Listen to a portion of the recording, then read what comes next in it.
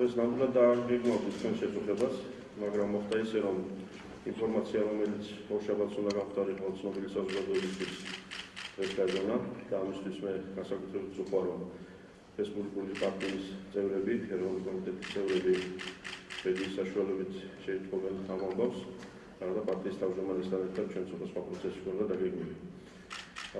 დიახ, მე ვადასტურებ, რომ მივიღე ადამიანად ძალიან მტკივნეული, მაგრამ პოლიტიკურად აუცილებელი გადაწყვეტილება რესპუბლიკური პარტიის დატოვების შესახებ.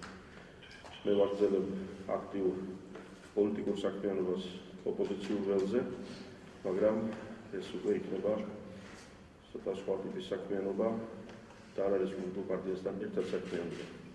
ჩემი გადაწყვეტილება განაპირობა იმ ფაქტმა, რომ პარტიის მომავალი საქმიანობის შესახებ პარტიის თავმჯდომარეს, მის დამფუძნებლებს, სხვა ლიდერებს აღმოაჩნდათ ისეთი პოლიტიკური ღირებულებითი ტაქტიკური ხედვები, რომელიც ჩემი აზრით ჩემთვის არის მიუღებელი, მაგრამ ამასობაში მე მატერიალიზებას პარტიაში არ და ვერ შევეწინააღმდეგებ. ეს ხედვები მიუღებელია, იმიტომ რომ ჩემი აზრით ასეთ შემთხვევაში კიდევ უფრო შემცირდება პარტიის გავლენა საზოგადოებრივ პოლიტიკურ პროცესებზე, ხოლო არ და ვერ შევეწინააღმდეგები იმის გამო, რომ კვლავაც უდიდეს პატივს ვცემ რესპუბლიკური პარტიის დამფუძნებლების სრულად განსაკუთრებულ ღვაწლს ქართულ პოლიტიკაში და ვაღიარებ მათ პრიმატს რესპუბლიკური პარტიის მომავლის განსაზღვრის საქმეში, როდესაც ასეთ სერიოზულ საკითხებს შეეხება საქმე.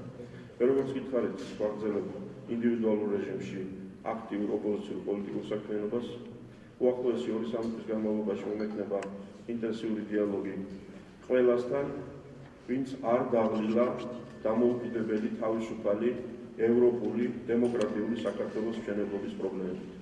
ვინც პირიქით ამ მეტი პრობლემის გამო, მეტი შრომით და მეტი შემართებით არის მზად, რომ გავაგრძელოთ პოლიტიკური ბრძოლა, პოლიტიკური შრომა იმისათვის, რომ საქართველო დადგეს ფეხზე.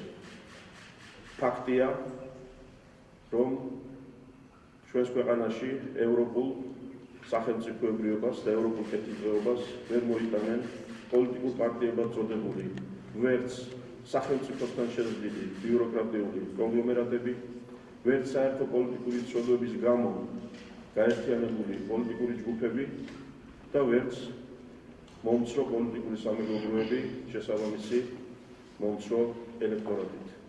2020 წლის საპარლამენტო არჩევნებში უნდა გაიმარჯვოს სრულიად ახალი ტიპის პოლიტიკურმა ძალამ, რომელსაც ექნება ქვეყნის მართვის სრულფასოვანი რესურსი და რომელსაც პოლიტიკურ გენეტიკურ კოდში ექნება მრავალპარტიული დემოკრატიული სახელმწიფოსთვის აუცილებელი ფუნდამენტური ღირებულებები, რომ ეს იქნება ერთ-ერთი და არა ერთადერთი პარტია, ეს იქნება შეცვლადი და არა შეუცვლელი პარტია და ასეთ შემთხვევაში შევძლოთ ჩვენ მხოლოდ, რომ ის ერთადერთი და შეუცვლელი, რასაც უნდა ემსახურებოდეს ყველა პარტია და ყველა საჯარო დაწესებულება, ქართული სახელმწიფო დადგეს ფეხზე და ამ სახელმწიფოს შეძლოს ჩვენი სამშობლოს სათანადოდ პატრონობა. მე მადლობას ვუხდი ყველა ჩემს თანამედროვეს, ვისთან ერთადაც 25 წელზე მეტია ვარ საზოგადოებრივ პოლიტიკურ პროცესებში.